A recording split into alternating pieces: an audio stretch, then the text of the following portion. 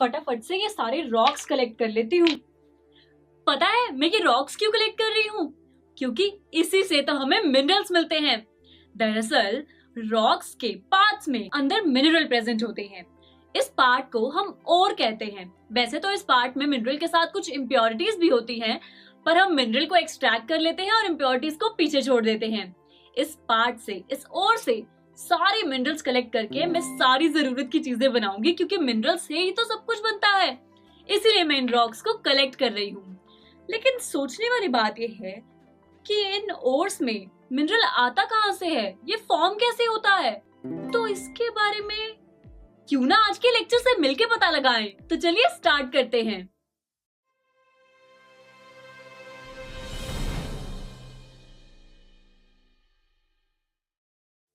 दोस्तों, हमारी सराउंडिंग्स में मिनरल्स डिफरेंट तरीकों से फॉर्म होते हैं, डिफरेंट तरीकों से अकर करते हैं। पर अगर मेनली बात करें तो ऐसे 5 मेजर तरीके हैं। सबसे पहला तरीका है वेन्स और लोड्स की फॉर्म में। इसके बारे में जानने से पहले आप मुझे एक बात बताइए कि क्या आपके आसपास जितने भी रॉक्स हैं, जितने भी पत्थर हैं, क्या वो सारे सेम हैं, एक जैसे हैं? मेरा मतलब है कि क्या उनका कलर, शेप, साइज सब कुछ सेम है?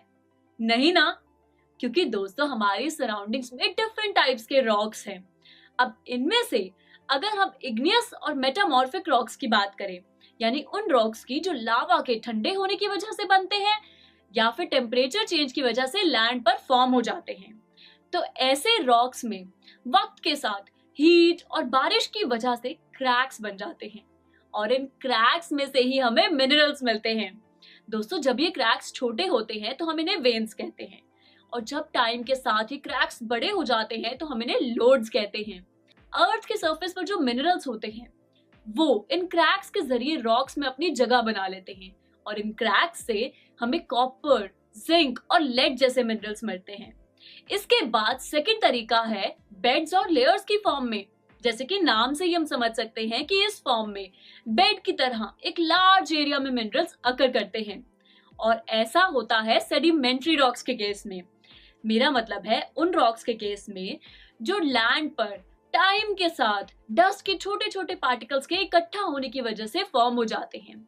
ऐसे रॉक्स में टाइम के साथ जब हीट की वजह से पूरी तरह से मिनरल्स एक्यूमुलेट होने लग जाते हैं, मतलब वहां पर बैठने लग जाते हैं, तो ऐसे में वहां पर मिनरल्स एक लेयर बना लेते हैं, और सेडिमेंट्री रॉक्स पर मिनरल्स एक लेयर की फॉर्म में इस तरह से हमें मिलते हैं। यहाँ से हमें मिलते हैं आयरन और जैसे मिनरल्स। इसके बाद तीसरा तरीका है डीकम्पोजिशन। दोस्तों, दरअसल सरफेस रॉक्स जब टाइम के साथ डीकम्पोज होने लगते हैं, यानी खराब होने लगते हैं, तो ऐसे में डीकम्पोजिशन की वजह से हमें इनसे बॉक्साइट जैसे मिनरल्स मिलते हैं, जो सीमेंट बनाने के लिए काम आते हैं। इसके अलावा दोस्तों, जब बड़े बड़े पहाड़ों से रिवर्स नीचे बहती हैं, तो वो अपने साथ कुछ बहुत ही खास मिनरल्स भी लेकर आती हैं, जिन्हें वो पहाड़ों के बॉटम में यानी रिवर वैलीज में डिपॉजिट कर देती हैं। इसे हम एलुवियल डिपॉजिट या फिर प्लेसर डिपॉजिट के नाम से भी खूब जानते हैं, क्योंकि यहाँ पर यानी कि रिवर वैलीज में सबसे ज्यादा एलुवियल सॉइल पाई जाती है, जो बहुत ही फर्टाइल सॉइल है। दोस्तों, मजे की बात तो ये है कि यहाँ से हमें कुछ बहुत ही प्रीशियस और बहुत ही खास मिनरल्स मिलते हैं, जैसे कि गोल्ड, सिल्वर और प्लैटिनम। इसके बाद लास्ट मोड ऑफ अकरेंस है ओशन वाटर्स। दरअसल दोस्तों, ओशन इतना वास्ट है कि यहाँ ना सिर्फ वैरायटी ऑफ एक्वेटिक स्पीशीज पाई जाती है, बल्कि यहाँ हजारों लाखों मिनरल्स भी पाए जाते हैं। इनफैक्ट अभी तक तो हम ठीक से सभी मिनरल्स के बारे में जान भी नहीं पाए हैं। इन्हें एक्सट्रैक्ट करना तो बहुत ही दूर की बात है। हमने अभी तक ओशन रिवर से कुछ मिनरल्स को ही एक्सट्रैक्ट किया है, जैसे कि कॉमन सॉल्ट, ब्रोमाइन, इस तरह के मिनरल्स को हम एक्सट्रैक्ट कर पाए हैं। दरअसल दोस्तों, ओशन से मिनरल्स को निकालना एक बहुत ही कॉस्टली और टाइम कंज्यूमिंग काम है, इसलिए हमने लिमिटेड मिनरल्स को ही एक्सट्रैक्ट कर पाए हैं। तो देखा दोस्तों कि किस तरह से डिफरेंट फॉर्म्स में हमारी सराउंडिंग्स में डिफरेंट मिनरल्स अकर करते हैं। इनफैक्ट इंडिया तो मिनरल्स के मामले में काफी रिच है। यहाँ बहुत सारे मिनरल्स पाए जाते हैं, लेकिन हर रीजन में डिफरेंट टाइप के मिनरल्स हैं। यहाँ पर मिनरल्स इक्वली डिस्ट्रीब्यूटेड नहीं हैं। जैसे कि अगर गुजरात और असम की बात करें तो यहाँ सबसे ज्यादा पेट्रोलियम डिपॉजिट्स हैं, जबकि अगर राजस्थान की बात करें तो यहाँ पर बॉक्साइट जैसे मिनरल्स, कॉपर जैसे मिनरल्स सबसे ज्यादा पाए जाते हैं। दोस्तों इंडिया है ही इतना रिच कि यहाँ के डिफरेंट रीजन्स में डिफरेंट मिनरल्स हैं और शायद इसीलिए हम अपनी हर डिमांड को इजीली पूरा कर पाते हैं। लेकिन दोस्तों इंडिया में इतने सारे मिनरल्स हैं जिन्हें हम मेनली क्लासिफाई करते हैं 3 मेजर कैटेगरीज में, ताकि हम इन्हें अच्छे से समझ सके, इनके बारे में अच्छे से जान सके। और हम इसके बारे में जानेंगे अगले लेक्चर में, जिसका टॉपिक है क्लासिफिकेशन ऑफ मिनरल्स। तो अब मिलेंगे नेक्स्ट लेक्चर में। दोस्तों हमारे आसपास हजारों मिनरल्स हैं जिन्हें हम अपनी डिफरेंट जरूरतों को पूरा करने के लिए यूज करते हैं। एक पेंसिल से लेकर ज्वेलरी और एरोप्लेन तक सब कुछ मिनरल।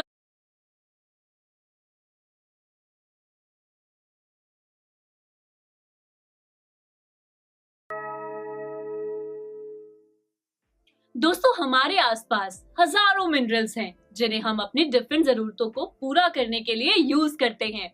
एक पेंसिल से लेकर ज्वेलरी और एरोप्लेन तक सब कुछ मिनरल्स से बना है। इसका मतलब मिनरल्स बहुत ज्यादा इंपॉर्टेंट है। इसीलिए दोस्तों मिनरल्स के बारे में अच्छे से जानना और इन्हें समझदारी के साथ यूज करना बहुत ज्यादा जरूरी है। इसलिए मिनरल्स को अच्छे से समझने के लिए हम इन्हें क्लासिफाई करते हैं 3 मेजर कैटेगरीज में। सबसे पहले आते हैं मेटेलिक मिनरल्स। ये वो मिनरल्स हैं जो बहुत हार्ड होते हैं। इनफैक्ट ये बहुत शाइनी भी होते हैं, जैसे कि गोल्ड, सिल्वर और कॉपर। पर क्योंकि मेटेलिक मिनरल्स बहुत सारे हैं और इनकी अलग अलग प्रॉपर्टीज हैं, इसीलिए हम इन्हें फर्दर क्लासिफाई करते हैं 2 कैटेगरीज में, जो कि हैं फेरस मिनरल्स और non ferrous minerals. Ferrous minerals वो हैं जिनमें आयरन यानी कि लोहे का कंटेंट होता है, जैसे कि आयरन और खुद, मैग्नीज, निकेल और कोबाल्ट। जबकि नॉन फेरस मिनरल्स वो होते हैं जिनमें आयरन कंटेंट नहीं होता, जैसे कि दोस्तों टिन, लेड, कॉपर और बॉक्साइट। इसके बाद मिनरल्स की क्लासिफिकेशन लिस्ट में अब आगे बढ़ते हैं, क्योंकि हम फर्स्ट क्लासिफिकेशन जो कि है मेटेलिक मिनरल्स उसके बारे में जान चुके हैं। तो मिनरल क्लासिफिकेशन की लिस्ट में सेकंड नंबर पर आते हैं नॉन मेटेलिक मिनरल्स। ये वो मिनरल्स हैं जो उतने हार्ड नहीं होते, ना ही ये शाइनी होते हैं। इनफैक्ट ये बहुत आसानी से टूट जाते हैं, जैसे कि दोस्तों सॉल्ट, मिका, पोटैश और सैंडस्टोन। इसी के साथ मिनरल क्लासिफिकेशन लिस्ट में आगे बढ़ते हैं और बात करते हैं तीसरे और लास्ट टाइप के मिनरल की, जो कि है एनर्जी मिनरल्स। ये वो मिनरल्स हैं जो हमारे लिए इलेक्ट्रिसिटी, गाड़ियों के लिए फ्यूल और हमारे घरों के लिए एलपीजी गैस जैसी चीजें प्रोड्यूस करने के काम आते हैं, जैसे कि कोल, पेट्रोलियम और नेचुरल गैस। अब दोस्तों क्योंकि इन रिसोर्सेज के मल्टीपल यूजेस हैं, इसलिए हम इन्हें फर्दर क्लासिफाई करते हैं कन्वेंशनल सोर्सेज ऑफ एनर्जी और non conventional sources of energy में। कन्वेंशनल सोर्सेज ऑफ एनर्जी वो होते हैं जो कि नॉन रिन्यूएबल रिसोर्सेज हैं, यानी कि वो खुद को दोबारा प्रोड्यूस नहीं कर सकते। अगर हम इन्हें इसी तरह से यूज करते रहे तो ये बहुत जल्दी खत्म हो जाएंगे, जैसे कि कोल, पेट्रोलियम और नेचुरल गैस। जबकि दूसरी तरफ non conventional sources of energy वो हैं जो कि रिन्यूएबल हैं। हम उन्हें कितना भी यूज कर ले वो खत्म नहीं होंगे, वो खुद ही दोबारा प्रोड्यूस हो जाते हैं, जैसे कि बायोगैस, एटॉमिक एनर्जी, साथ ही सोलर और विंड एनर्जी। तो दोस्तों इसी के साथ हमने कवर कर लिया है मिनरल क्लासिफिकेशन के लेक्चर को। लेकिन स्टूडेंट्स आज के इस लेक्चर में मैंने आपको मिनरल्स की क्लासिफिकेशन के बारे में बहुत ब्रीफ में बताया है, इसलिए आगे आने वाले लेक्चर्स में हम इन सारी कैटेगरीज को एक एक करके डिटेल में समझेंगे, ताकि हमारे मन में मिनरल्स को लेके कोई डाउट ना रह जाए। इसलिए अब मिलेंगे नेक्स्ट लेक्चर में। Welcome students. लास्ट लेक्चर में हमने जाना कि जब मिनरल्स को हम क्लासिफाई करते हैं तो सबसे पहले आते हैं मेटेलिक मिनरल्स, जिन्हें हम फर्दर डिवाइड करते हैं फेरस मिनरल्स और नॉन फेरस मिनरल्स में। और आज का ये लेक्चर फेरस मिनरल्स पर बेस्ड है, यानी उन मिनरल्स पर जिनमें आयरन का कंटेंट होता है। दोस्तों ऐसे मिनरल्स के सबसे बेस्ट एग्जांपल्स हैं आयरन ओर और मैग्नीज, क्योंकि इन्हें हम सबसे ज्यादा यूज करते हैं। सबसे पहले बात करते हैं आयरन ओर के बारे में। जैसे कि नाम से ही हम समझ सकते हैं कि इन ओर्स में माइनिंग कर हमें आयरन मिलता है। दोस्तों इंडिया आयरन ओर्स के मामले में काफी रिच है। इंडिया में 2 अलग अलग टाइप के आयरन ओर्स हैं, सबसे पहले आती है मैग्नेटाइट। यहाँ पर माइनिंग करके हमें 70% आयरन कंटेंट मिलता है और सिर्फ 30% के अराउंड इम्प्योरिटीज। तो सोचिए कितने लार्ज अमाउंट में हमें आयरन मिलता है। इसके बाद दूसरी है हेमेटाइट। यहाँ माइनिंग कर कर हमें हाई ग्रेड क्वालिटी का आयरन मिलता है जिसे हम इंडस्ट्रीज में यूज करते हैं और यहाँ लगभग 50 to 60% आयरन का कंटेंट होता है और बाकी की बची हुई थोड़ी सी इम्प्योरिटीज।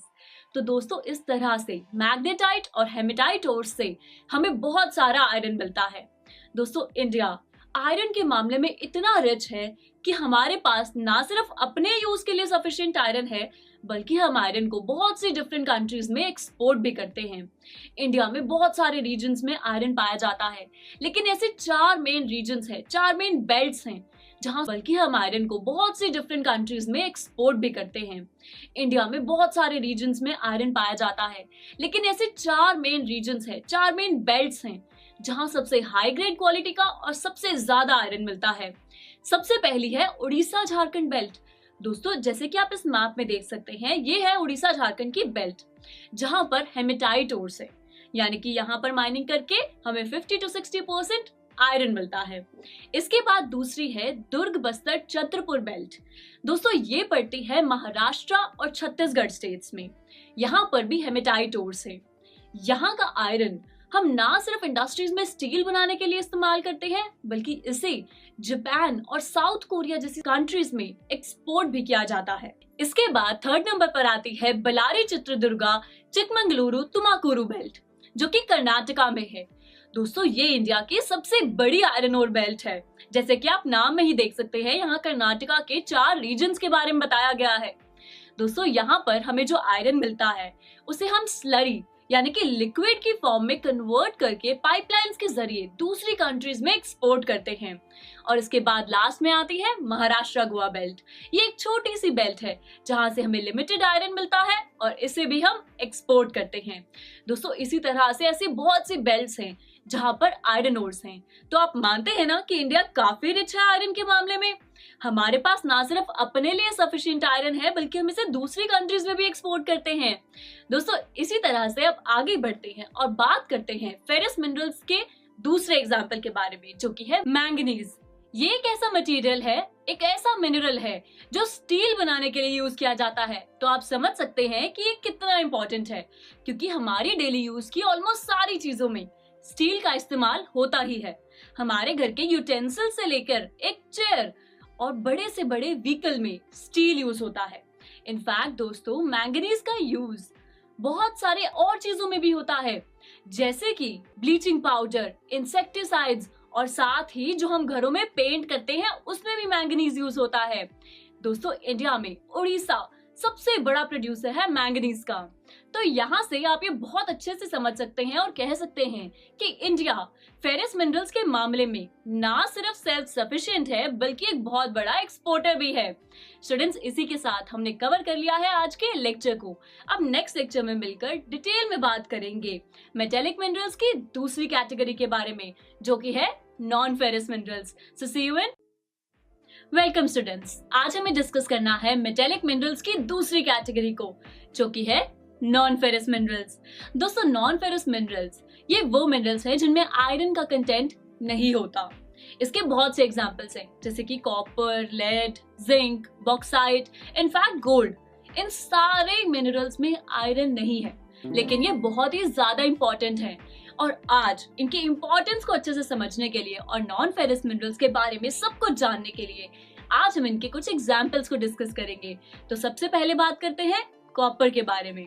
दोस्तों कॉपर असल में अपनी कुछ खास प्रॉपर्टीज की वजह से जाना जाता है। दरअसल हम कॉपर को बीट करके उसे थिन शीट्स में कन्वर्ट कर सकते हैं जिसे हम इजीली यूज कर सकते हैं, यानी कि ये मेलिएबल है। इसके अलावा कॉपर डक्टाइल भी है, यानी कि हम इसे बीट करके, इसे प्रोसेस करके इसे पतली वायर्स में कन्वर्ट कर सकते हैं। अगेन इन्हें हम बहुत इजीली यूज कर सकते हैं। इसके अलावा दोस्तों कॉपर इलेक्ट्रिसिटी का बहुत अच्छा कंडक्टर है, यानी इससे करंट बहुत आसानी से पास करता है, बहुत आसानी से ट्रैवल करता है। और कॉपर की इन सारी खास प्रॉपर्टीज की वजह से ही इसे जाना जाता है और इसे बहुत सारी डिफरेंट चीजों में यूज किया जाता है, जैसे कि इलेक्ट्रॉनिक वायर्स में, इलेक्ट्रिकल अप्लायंसेस में। आप अपना ही एग्जांपल ले लीजिए। अब आपके पास जो मोबाइल फोन्स हैं, जो लैपटॉप्स हैं, या फिर आपके घर में जो टीवी लगा है, इसके अलावा आपके घर में इलेक्ट्रिसिटी के लिए जितनी भी वायर्स लगी हैं, सब में कॉपर का यूज तो हुआ ही है। आप बहुत हैरान होंगे इस बात को जान के कि आज से सालों पहले तो कॉपर के कॉइन्स करेंसी के तौर पे यूज किए जाते थे। तो आप समझ सकते हैं कि कॉपर कितना ज्यादा इंपॉर्टेंट है। लेकिन दोस्तों, इंडिया में कॉपर जैसे इंपॉर्टेंट नॉन फेरस मिनरल की थोड़ी कमी है। ये लिमिटेड रीजन्स में पाया जाता है, जैसे कि मध्य प्रदेश की बालाघाट माइंस में और राजस्थान की खेतरी माइंस। आप इस मैप में देख सकते हैं कि हमने इन्हें कैसे लोकेट किया है। तो दोस्तों, आप यहाँ से बहुत अच्छे से समझ सकते हैं कि कॉपर कितना इम्पोर्टेंट है और इसकी इंडिया में थोड़ी कमी है। अब इसी के साथ आगे बढ़ते हैं और बात करते हैं दूसरे मेटल की, दूसरे नॉन फेरस मिनरल की, जो कि है बॉक्साइट। दोस्तों, बॉक्साइट असल में एक ऐसा मिनरल है, दूसरे नॉन फेरस मिनरल की, जो कि है बॉक्साइट। दोस्तों, बॉक्साइट असल में एक ऐसा मिनरल है जो सरफेस रॉक्स की डीकंपोस्ट होने की वजह से बनता है।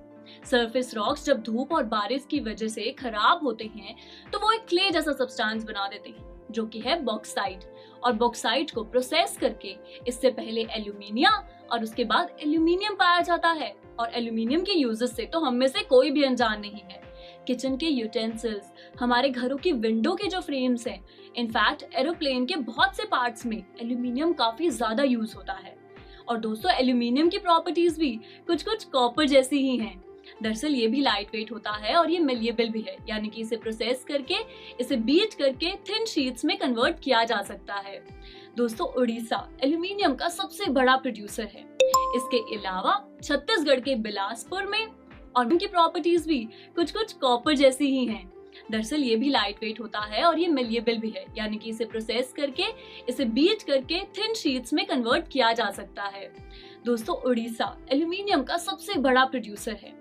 इसके अलावा छत्तीसगढ़ के बिलासपुर में और मध्य प्रदेश के कटनी में, यहाँ पर हमारे पास बॉक्साइट के ओर्स हैं, जहाँ से हमें एल्यूमिनियम मिलता है।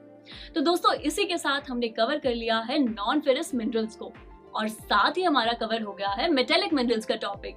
अब नेक्स्ट लेक्चर में इस जर्नी को आगे बढ़ाएंगे और मिनरल क्लासिफिकेशन लिस्ट में बात करेंगे सेकंड कैटेगरी की, जो कि है नॉन मेटेलिक मिनरल्स। तो हम मिलेंगे नेक्स्ट लेक्चर में। Thank you for watching.